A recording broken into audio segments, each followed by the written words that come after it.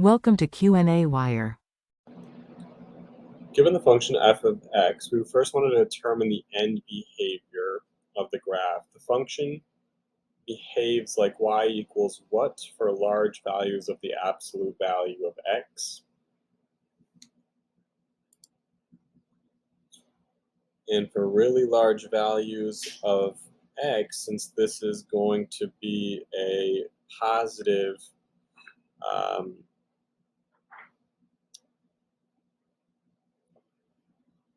well, for really large values, it's going to look like just y equals,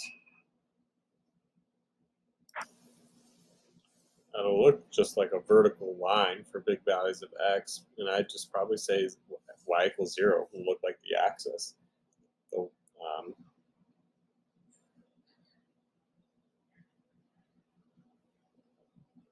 or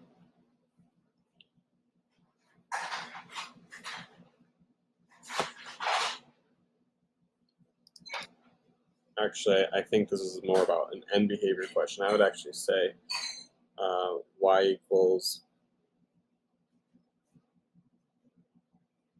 the function will go to infinity.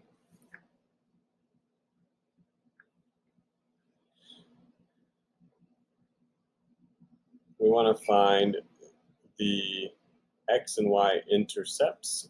Well, again, with the end behavior of this positive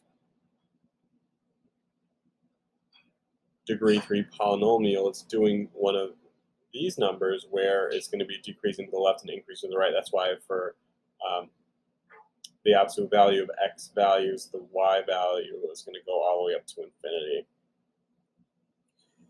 The intercepts are part of the factors. So if x plus 4 is a factor, then the x-intercept is going to be -4. It's going to cross at -4.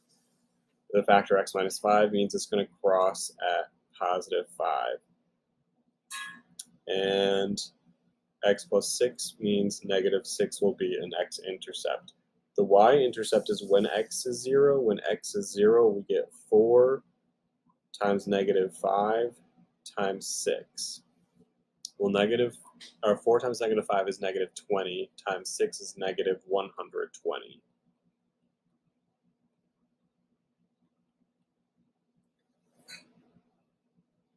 Determine the zeros and their multiplicity. The zeros are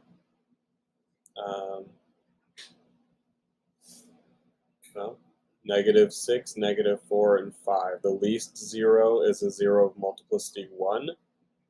So the graph of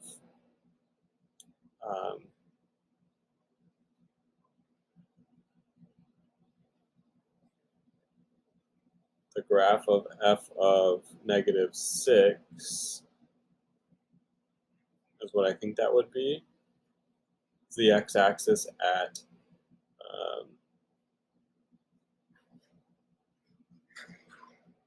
x equals -6. The middle zero is multiplicity 1. It goes through it because it's no repeating. So the graph of f of -4. Oh, I bet I know what they're saying there. It's hard when you don't actually see the choices. I bet it should say crosses, because when it's a multiplicity of an odd one, it crosses it or goes through at -6. The middle zero is multiplicity 1, so it crosses or goes through the x-axis at x equals -4. And the greatest zero is also of multiplicity 1, so it crosses at x equals 5.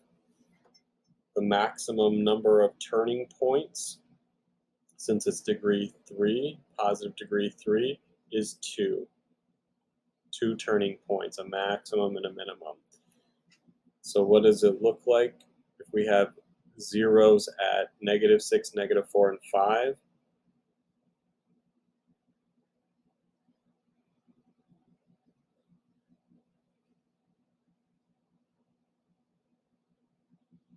Well, I'm going to rule out A and C.